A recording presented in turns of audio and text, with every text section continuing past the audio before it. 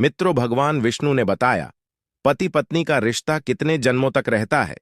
एक बार की बात है, भगवान विष्णु और माता लक्ष्मी क्षीर सागर में शेषनाग की सैया पर विश्राम कर रहे थे और माता लक्ष्मी भगवान विष्णु के पैर दबा रही थी। तभी माता लक्ष्मी कहती हैं, हे स्वामी, मेरे मन में आज एक प्रश्न उठ रहा है। कृपया आप बताकर मेरे मन के जिज्ञासा को शांत करें।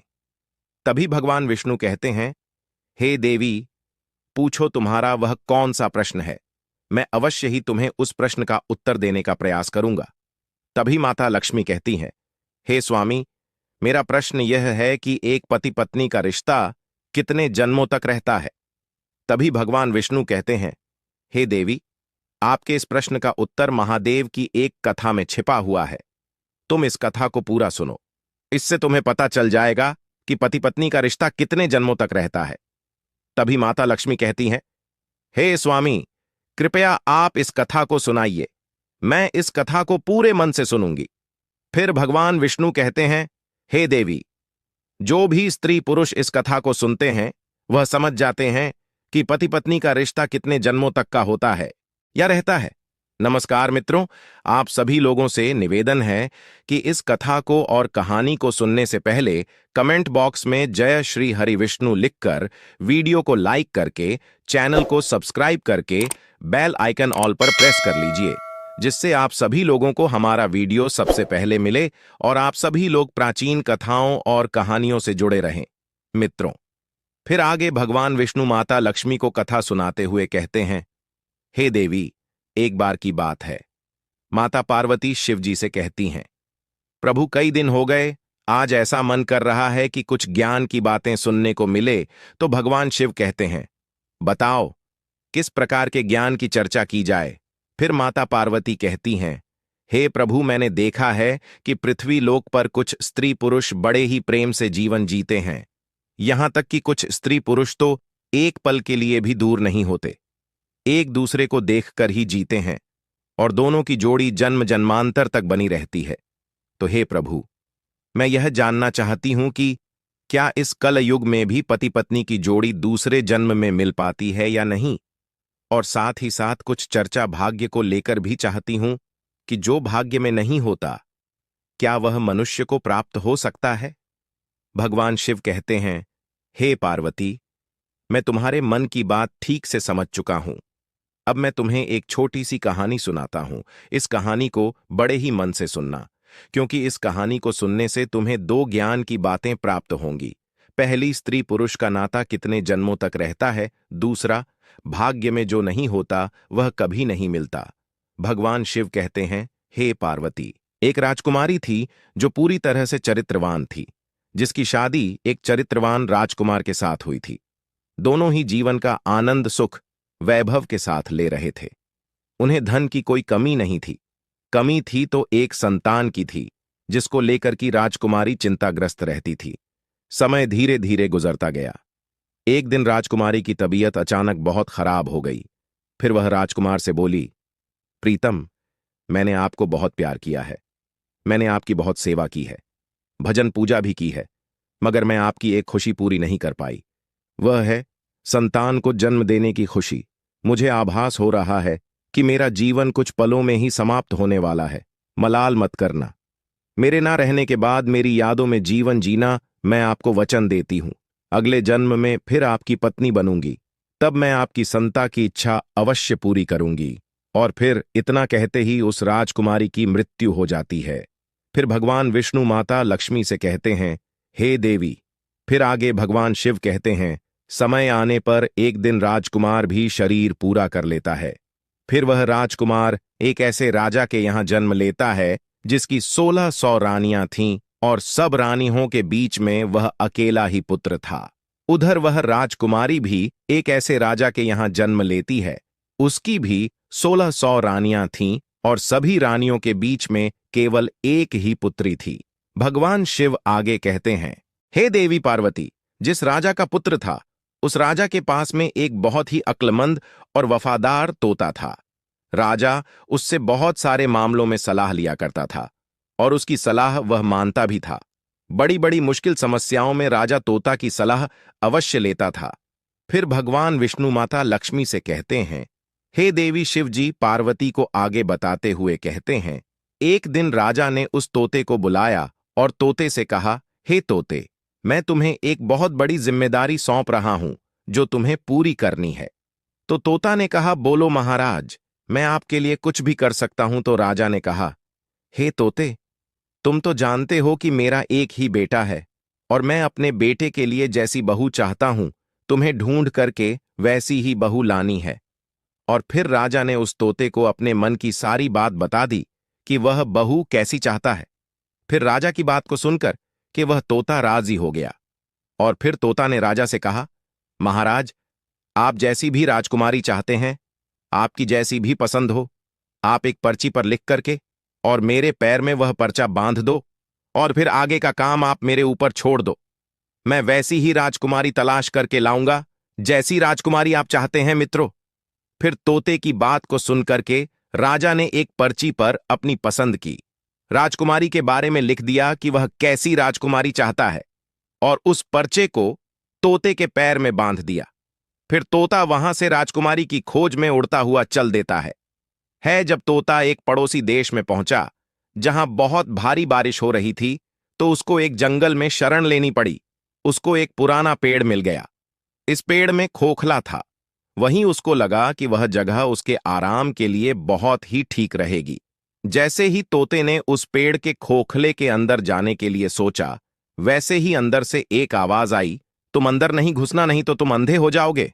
फिर तोता ऐसी डरावनी बात सुनकर कि उस पेड़ के खोखले के अंदर नहीं घुसा और पेड़ की जड़ के पास में एक टहनी उग रही थी, उस पर जाकर के बैठ गया और बारिश खत्म होने का इंतजार करने लगा। बारिश बंद होने के बाद में उस खोखली जगह में से एक मैना निकली और आकर तोते के पास बैठ गई। फिर दोनों बहुत देर तक बातें करते रहे। इस बीच तोते ने मैना को सारी बात बताई कि वह कहाँ जा रहा है। फिर तोते की बात सुनकर कि वह मैना कहने लगी, आज की हमारी मुलाकात बहुत ही अच्छी रही। और फिर वह मैना तोते से आगे कहती है कि आप अपने मालिक के प्रति जितने वफादार हैं, मैं भी अपने मालिक के प्रति उतनी ही वफादार हूं। आप अपने राजा के बेटे के लिए एक ऐसी राजकुमारी की तलाश कर रहे हैं जो उसके अंदर सभी गुण हो, तो मैं भी अपने राजा की बेटी यानी राजकुमारी के लिए ऐसे राजकुमार की तलाश में निकली हूं जिसके अंदर सारे गुण हो। मित्रों, फिर भगवान विष्णु माता लक्ष्मी जी से कहते हैं, हे देवी शिव, कहानी को आगे बताते हुए कहते हैं, हे देवी पार्वती।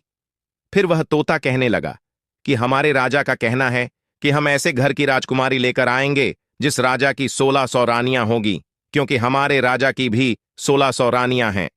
तो मैना कहने लगी, अब तो बात बन ही जाएगी, क्योंकि तुम्हारे राजा की भी 1600 रानियां हैं और हमारे राजा की भी 1600 रानियां हैं। तुम्हारे राजा पर केवल एक राजकुमार है और हमारे राजा पर केवल एक राजकुमारी है। तुम्हारे राजा का राजकुमार भी सर्वगुण संपन्न है और हमारे राजा की राजकुमारी भी सर्वगुण संपन्न है। इस प्रकार तोता ने मैना को राजकुमार की सारी पसंद बताई और उधर मैना ने तोता को राजकुमारी की सारी पसंद बताई। फिर तो वह तोता और मैना राजकुमारी के देश में आ गए, क्योंकि तोता मन में सोच रहा था कि मेरे मालिक का सपना पूरा हो जाएगा, उनकी ख्वाहिश पूरी हो जाएगी।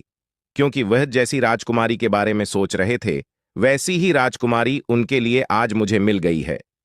फिर भगवान विष्णु माता लक्ष्मी से कहते हैं, हे देवी शिवजी कहानी को आगे बताते हुए कहते हैं, हे देवी पार्वती। इस प्रकार जब तोता और मैना उड़ते हुए राजकुमारी के महल में पहुंचे, तो महल के एक नौकर ने उनको देख लिया। तो उन्होंने राजा को जाकर बताया कि महाराज, आपने मैना को जिस कार्य के लिए भेजा है, उसने आपके साथ में बहुत बड़ा विश्वासघात किया है। वह राजकुमार की तलाश में कहीं पर नहीं गई, वह तो एक तोते के साथ घूम रही है।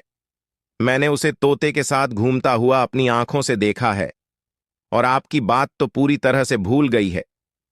आपकी आज्ञा का उसने उल्लंघन किया है। जब राजा ने अपने नौकर से ऐसी बात सुनी तो वह क्रोध में आ गया और वह तोता और मैना को दोनों को मारने का हुक्म देता है। जिस समय पर राजा ने तोता मैना को मारने की सजा सुनाई तो यह बात मैना को मालूम पड़ गई और मैना ने तोता से कहा, हम दोनों की जान यहां पर खतरे में है, जितनी जल्दी हो सके हम दोनों को यहां से कहीं दूर भाग जाना चाहिए। जल्दी से यहां से उड़ो, वरना दोनों बेमौत मारे जाएंगे। इससे पहले कि राजा के तीर हमको मारे, चलो हम यहां से कहीं दूर भाग चले हैं। और फिर ऐसा सोचकर कि वह तोता और मैना वहां से बहुत दूर उड़ गए। राजा के नौकर ने उनको मारने गए तो वहां पर वह तोता और मैना दोनों उन्हें नहीं दिखाई दिए। फिर वह नौकर उस तोता और मैना को बहुत खोजा, किंतु उसे कहीं नहीं दिखाई दी। और फिर अपने आप को यह तसल्ली देते हुए वापस आ गए कि लगता है तोता मैना को शाही हुक्म का पता चल गया, इसलिए वे किसी सुरक्षित जगह पर चले गए। अब तोता और मैना ने कुछ दिन तक इंतजार किया ताकि लोग उस बात को भूल जाएं। फिर उसके बाद में वे वापस महल आए और आकर के तोता राजा के दाएं घुटने पर और मैना राजा के बाएं घुटने पर आकर के बैठ गई। फिर तोता मैना ने राजा से पूछा कि आप हमको क्यों मारना चाह रहे थे? हम तो आपके वफादार हैं, आपके महल के नौकर हमसे जलते हैं, इसीलिए उन्होंने आपसे हमारी बुराई की है। हम दोनों तो आपको खुशखबरी सुनने आ रहे थे। हम दोनों तोता और मैना बड़ी शान वाले राजाओं के नौकर हैं, जो अक्लमंद भी हैं और अमीर भी हैं। हमने आपके साथ में हमेशा वफादारी की है। अब तोता और मैना अपने मन की बात बताते हैं और कहते हैं कि इस तोते के राजा के यहां पर 1600 रानियां हैं और आपको भी 1600 रानियां हैं। इस तोते के राजा के पास में केवल एक बेटा है और आपके के पास भी केवल एक बेटी है। हालांकि आप दोनों एक दूसरे को कभी देखा नहीं है, पर आप दोनों को अपने बच्चों से एक दूसरे के बच्चों से शादी करना चाहिए। उस राजा को ऐसी बहू चाहिए जैसी आपकी बेटी है, और आपको वैसा ही दामाद चाहिए जैसा इस तोते के राजा का बेटा है। भगवान की कृपा से हम लोग आपके राज्य के बाहर एक जंगल में मिले और अब यह अच्छी खबर लेकर के हम आपके पास आए हैं। फिर तोता और मैना ने अपने मन की बात राजा से कह करके राजा को खुश कर दिया और फिर तोता ने राजा की तरफ अपना पैर बढ़ा दिया, जिसमें एक पर्चा बना हुआ था और जिसमें राजकुमार की पसंद लिखी हुई थी। फिर तो राजा ने वह पर्चा पढ़ा तो बहुत ही खुश हुआ। पहले तो उसे उन तोता मैना पर विश्वास नहीं हुआ, फिर तोते के साथ में पर्चा को देखा तो राजा को तोता पर विश्वास हो गया। फिर राजा ने तोते के पैर से राजकुमार की शाही तस्वीर निकाली और अपनी रानियों के पास में भेजवा दिया और कहा, यह तस्वीर देख करके बताइए कि यह राजकुमार कैसा है। फिर कुछ दिन बीत गए, पर तस्वीर वापस नहीं आई।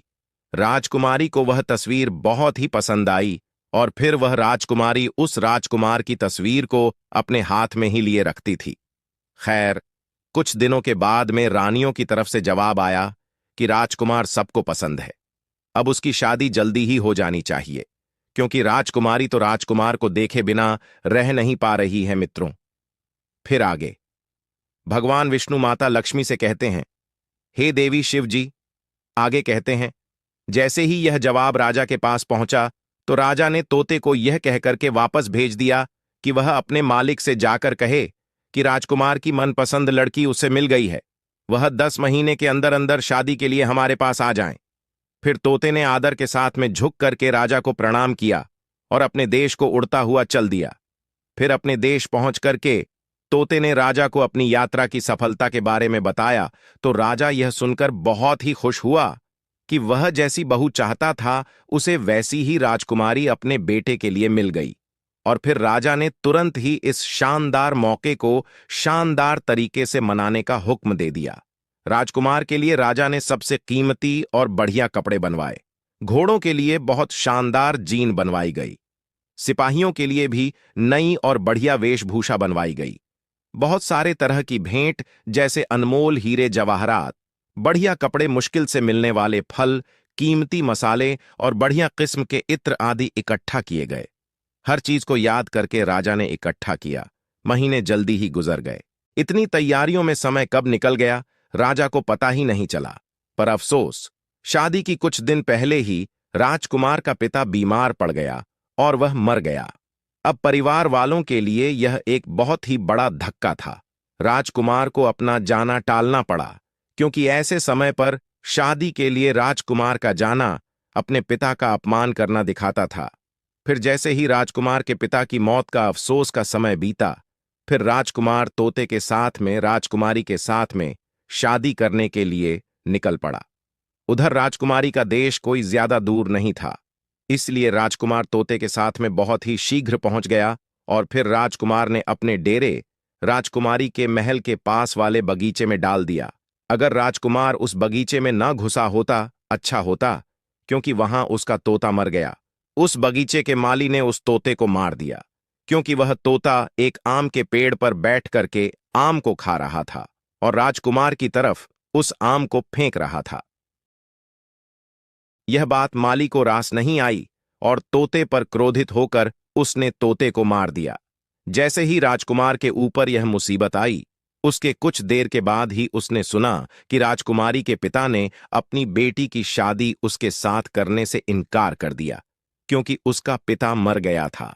अब बगीचे में डेरा डालने के कुछ दिन बाद ही राजकुमारी बाहर सैर करने के लिए जा रही थी, तो इत्तेफाक से उसी रास्ते से गुजरी जिस रास्ते पर वह बगीचा था। उसने बगीचे पर नजर डाली तो वहां राजकुमार को देखा। फिर राजकुमारी उस राजकुमार को पहचान गई, क्योंकि उसकी तस्वीर अभी भी उसके पास में ही थी। उसने उस समय तो कुछ नहीं कहा।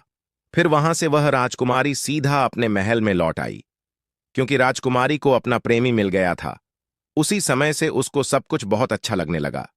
शाम को खाने के समय राजकुमारी ने अपने खाने में से आधा खाना खाया और बचा हुआ आधा खाना राजकुमार की तस्वीर के साथ में राजकुमार को भेज दिया। उसने अपनी दासी से कहा कि वह राजकुमार से कहे कि वह उस खाने को खा ले, और अगर वह ना खाए तो उसमें अपनी उंगली गुस्सा दे। मित्रों, फिर आगे भगवान विष्णु माता लक्ष्मी से कहते हैं, हे देवी शिवजी। पार्वती को आगे कथा सुनाते हुए कहते हैं, हे देवी। वह दासी ने वैसा ही किया। राजकुमार ने खाना नहीं खाया, तो इस दासी ने उसको खाने की प्लेट में उंगली घुसाने के लिए कहा। जब उसने प्लेट में रखे चावल में अपनी अंगुली घुसाई तो उसमें उसको अपनी तस्वीर मिली। उसने सोचा कि राजकुमारी तो मुझे प्यार करती है। ऐसा सोच करके उसने अपने हाथ पहुंचे और एक चिट्ठी राजकुमारी के नाम लिखी और उसे उस दासी को देकर के वापस भेज दिया। जब वह दासी राजकुमारी के महल में पहुंची, तो जब राजकुमारी ने वह चिट्ठी को देखकर पढ़ी तो उसके मन में राजकुमार से मिलने की इच्छा जागरूक होने लगी। उसने आधी रात को अशर्फियां से भरा एक थैला लिया और उस बगीचे की तरफ चल दी जहां पर राजकुमार ठहरा हुआ था। तो राजकुमारी बोली, तुम आश्चर्य में मत पड़ो, मैं तुम्हें बहुत प्यार करती हूं और इसीलिए मैं छिपकर तुम्हारे पास आई हूं। मेरे पिता तुमसे मेरी शादी की इजाजत नहीं देंगे। चलो अपना घोड़ा तैयार कर लो और मुझे अपने साथ अपने देश ले चलो, जहां हमारा कोई कुछ नहीं बिगाड़ सकेगा। फिर वह राजकुमार और राजकुमारी दोनों ही एक घोड़ों पर सवार होकर के राज्य से बाहर की तरफ चल दिए और वह एक ऐसे स्थान पर पहुंच गए जहां पर उनकी जान बहुत बड़े खतरे में पड़ गई। वह जिस नगर में पहुंचे उस जगह पर एक जादूगरनी रहती थी। उसकी भी एक बेटी थी। जैसे ही उसकी बेटी ने राजकुमार को देखा तो जादूगरनी की बेटी उस राजकुमार से प्रेम कर बैठी और उससे शादी करने की दृढ़ प्रतिज्ञा की। अब वह जादूगरनी मन में सोचने लगी कि शादी राजकुमार के साथ कैसे होगी। फिर उसने एक तरकीब सोची। फिर वह जादूगरनी की लड़की अपने मन में विचार करने लगी, आखिरकार मेरी शादी इस राजकुमार के साथ कैसे होगी। फिर उसने एक तरकीब सोची और अपनी मां जादूगरनी से राजकुमार और राजकुमारी को अपने घर खाने के लिए बुलाने के लिए कहा, और फिर अपनी बेटी की बात को मान करके उस जादूगरनी ने राजकुमार और राजकुमारी को अपने घर खाने के लिए बुलाया।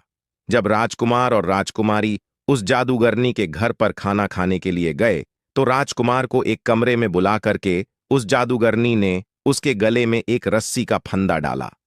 फंदा डालते ही वह राजकुमार जो था एक भैंसे के रूप में बदल गया और फिर पीछे वाले दरवाजे से जादूगरनी ने उस भैंसे को घर से बाहर एक सुरक्षित स्थान पर ले जाकर ठहरा दिया और उसके साथ में ही अपनी बेटी को भी भेज दिया।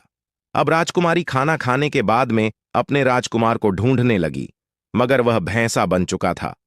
वह उसे कैसे मिलता? इधर सारा दिन वह भैंसा जादूगरनी की बेटी के पीछे पीछे घूमता रहा। वह जादूगरनी की बेटी जहां भी जाती तो भैंसा उसके पीछे पीछे जाता। जब वह जादूगरनी की बेटी रात को भैंसे के गले से वह रस्सी का फंदा निकाल देती थी, जिससे वह राजकुमार बन जाता था और भैंसे का रूप खत्म हो जाता था। और जैसे ही सुबह होती थी वैसे ही वह रस्सी का फंदा फिर राजकुमार के गले में डाल करके उसे भैंसा बना देती थी और दिन फिर दिन भर उसके साथ बाहर घुमा करती थी। उधर राजकुमारी को राजकुमार से बिना मिले कई दिन हो गए थे। राजकुमारी पागलों की तरह अपने राजकुमार को इधर उधर ढूंढ रही थी। वह बहुत ही दुखी थी। उसको पता ही नहीं था कि अब वह करे तो क्या करे। आखिरकार राजकुमार उसको छोड़कर कहाँ चला गया। तभी राजकुमारी अपने मन में सोचती, लगता है राजकुमार ने मुझे धोखा दे दिया। सोचती कि मुझे धोखा नहीं दे सकता है।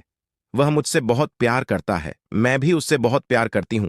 कहीं ऐसा तो नहीं किसी ने उसका कत्ल कर दिया हो। फिर उस राजकुमारी ने एक आदमी का रूप रखा और उस देश के राजा के पास गई और उससे अपने मन की बात कही। उधर राजा राजकुमारी की शक्ल और सूरत और बोलने के ढंग से बहुत ही प्रभावित हुआ। फिर राजा ने अपने दरबार में उस राजकुमारी को कोतवाल के पद पर नियुक्त कर दिया। जब राजकुमारी कोतवाल बन जाती है, क्योंकि कोतवाल को बहुत सारे घरों में उसका आना जाना होता है, इसलिए उसे बहुत सारे घरों के भेद मालूम होते हैं। इस प्रकार राजकुमारी कोतवाल बनकर के राजा के यहां पर काम करने लगी। समय धीरे धीरे बीतता गया। कई साल गुजर गए। फिर एक दिन राजा की मृत्यु हो जाती है। उधर सभी नगरवासी उस कोतवाल को राजा बना देते हैं, क्योंकि उस कोतवाल राजकुमारी का व्यवहार जनता के प्रति बहुत ही अच्छा था। फिर एक दिन उसी नगर से एक व्यक्ति एक भैंसा बेचने के लिए उस राजा रूपी राजकुमारी के पास आया, तो राजा रूपी राजकुमारी ने उस व्यक्ति का भैंसा खरीद लिया। वह भैंसा बहुत ही काम का था। वह किसी भी खोई हुई चीज को सूंघ करके बता देता था। फिर एक दिन अचानक वह भैंसा कहीं गुम हो गया। फिर तो राजा ने उस नगर में सूचना भिजवा दी कि इस नगर में जितने भी भैंसे हों सबको यहां पर इकट्ठा किया जाए। उधर यह सूचना उस जादूगरनी के पास भी पहुंची। अब सभी नगर के भैंसे राजा के सामने एकत्रित हुए, मगर उस जादूगरनी ने अपना भैंसा, जो कि एक राजकुमार था, उस राजा के दरबार में नहीं भेजा। फिर जब सैनिकों ने राजा रूपी राजकुमारी को जादूगरनी के द्वारा अपना भैंसा ना भेजे जाने की बात बताई, तो राजा रूपी राजकुमारी एकदम से भड़क गई और उसने जादूगरनी से उस भैंसे को जबरदस्ती बुलवाया। उधर जैसे ही सैनिकों ने उस भैंसे के गले में पड़ी हुई रस्सी को जोर से खींचा, वैसे ही वह रस्सी उस भैंसे की गर्दन से निकल गई और रस्सी गर्दन से निकलते ही वह भैंसा जो था एक राजकुमार के रूप में परिवर्तित हो गया। फिर तो उस राजकुमारी रूपी राजा का सपना साकार हो गया और वह एकदम से उस राजकुमार के गले लग गई और उस जादूगरनी बुढ़िया को उस राजा रूपी राजकुमारी ने पकड़वा करके कारागाह में डलवा दिया। फिर राजा रूपी राजकुमारी ने सभी नगरवासियों से कहा कि मुझे अपने राजकुमार से मिलने के लिए एक आदमी का रूप बदलना पड़ा था। मैं एक औरत हूं, इसलिए आज से आप सभी हमारे राजकुमार को अपना राजा और हमें अपनी रानी समझो। इस प्रकार सभी नगरवासियों में खुशी की लहर दौड़ पड़ी और उन्होंने उस राजकुमारी को रानी और उस राजकुमार को अपना राजा स्वीकार किया। अब इधर तो वह राजकुमार राजा बनता है और वह राजकुमारी रानी बनती है, और फिर उस जादूगरनी की बेटी को राजकुमारी कैद खाने में डलवा देती है, क्योंकि जो जादूगरनी की बेटी थी उसने पूर्व जन्म में अपने पति को झूठा दोष लगा करके एक राजा की कैद में डलवा दिया था। इसलिए इस जादूगरनी की बेटी को भी राजा की कैद का सामना करना पड़ा। वह राजा और रानी बनकर के एक दिन घूमने के लिए जाते हैं और जब जंगल से होकर गुजरते हैं तो वह एक पेड़ के पास में खड़े होकर आराम करने लगते हैं। वह पेड़ कई साल पुराना था। उस पर राजकुमार और राजकुमारी ने अपने पूर्व जन्म में एक प्रेम चिन्ह बनाया था, जो पूरी तरह से सुरक्षित। फिर तो उस राजकुमार और राजकुमारी की नजर जैसे ही उस प्रेम चिन्ह पर पड़ती है तो एकदम से दोनों को अपने पुराने जीवन की सारी घटना याद आ जाती है। पुराने जीवन की, पुराने जन्म की सारी बातें याद आ जाती हैं और उनके जीवन में एक खुशी की लहर दौड़ जाती है। फिर वह राजकुमारी कहती है, मुझे सब कुछ याद आ गया। मैं आपको बहुत प्रेम करती थी, आप भी मुझे बहुत प्रेम करते थे। मैंने आपकी बहुत सेवा की थी। केवल मुझे एक ही मलाल था कि मैं आपकी खुशी के लिए एक संतान को जन्म नहीं दे सकी, लेकिन इस जन्म में फिर हम दोनों आकर के मिले हैं और पति पत्नी के रूप में मिले हैं, क्योंकि यह हमारा सच्चा प्रेम था। इसीलिए हम दोनों एक होकर के मिले और मुझे पूरा विश्वास है कि इस जन्म में ईश्वर हमारी अवश्य सुनेगा और आपको संतान का सुख अवश्य मिलेगा। फिर समय धीरे धीरे गुजर जाता है और पूर्व जन्म के जो भी भूभाग थे वह उसी जन्म में पूरे हो जाते हैं और फिर वह राजकुमारी गर्भ धारण करती है और समय आने पर एक सुंदर से पुत्र को जन्म देती है। इस प्रकार एक पत्नी अगले जन्म में आकर के अपने पति को भी प्राप्त करती है और पति की खुशी के लिए एक पुत्र रत्न को भी जन्म देती है। मित्रों, फिर आगे भगवान विष्णु माता लक्ष्मी से कहते हैं, हे देवी शिवजी पार्वती जी से कहते हैं, हे देवी, इस कथा से ज्ञान की बात यह प्राप्त होती है कि यदि स्त्री पुरुष आपस में सच्चा प्रेम करते हैं और आपस में तनिक भी विरोधाभास नहीं होता, ऐसे पति पत्नी का रिश्ता जन्म जन्मांतर का होता है। वहीं अगर स्त्री पुरुष को धोखा देती है तो उसे भी धोखा मिलता है, और यदि पुरुष स्त्री को धोखा देता है तो पुरुष को भी धोखा मिलता है। इसलिए पति पत्नी का रिश्ता अटूट विश्वास का होता है।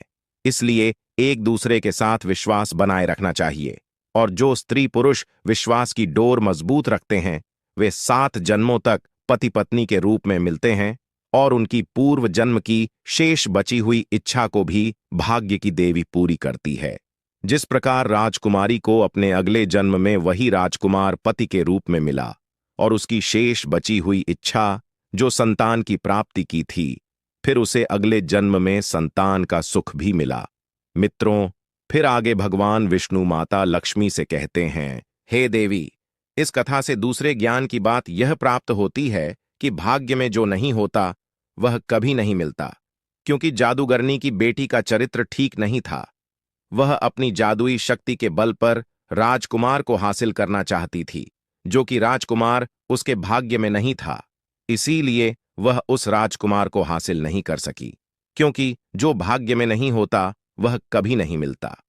राजकुमार केवल उस राजकुमारी के भाग्य में था, इसलिए पुनः इतनी सारी मुश्किलें झेलने के बाद भी उस राजकुमारी को उसके पूर्व जन्म का पति राजकुमार इस जन्म में भी वही राजकुमार पति के रूप में प्राप्त हुआ। मित्रों, फिर आगे भगवान विष्णु माता लक्ष्मी से कहते हैं, हे देवी, ऐसे पति पत्नी का रिश्ता जन्म जन्मांतर का होता है। इसलिए इस रिश्ते में हर पति पत्नी को विश्वास बनाए रखना चाहिए और पूरी तरह से एक दूसरे के प्रति चरित्रवान रहना चाहिए। और जो चीज भाग्य में नहीं होती वह चाहे कितना भी प्रयास कर लो, वह प्राप्त नहीं होती। इसलिए गलत रास्ता अख्तियार करके कभी भी प्रयास नहीं करना चाहिए, अन्यथा इसके गलत परिणाम भुगतने को मिलते हैं। जैसे कि उस जादूगरनी की बेटी को हमेशा के लिए राजा ने कैद खाने में डलवा दिया था और उसका सारा जीवन उसी कैद में ही गुजर गया। मित्रों, फिर माता लक्ष्मी जी कथा को पूरा सुनने के बाद कहती हैं, हे स्वामी, अब मुझे मेरे प्रश्न का उत्तर मिल गया है और मैं इस कथा को सुनकर पूर्ण संतुष्ट हो गई हूं। मित्रों, अगर ये कहानी आप लोगों को पसंद आई हो तो कमेंट बॉक्स में जय श्री कृष्णा लिख करके, वीडियो को लाइक करके, चैनल को सब्सक्राइब करके बेल आइकन ऑल पर प्रेस कर लीजिए, जिससे आप सभी लोगों को प्राचीन कथाएं और कहानियां सबसे पहले प्राप्त हो सके। मित्रों, वीडियो को पूरा देखने के लिए आप सभी लोगों का धन्यवाद।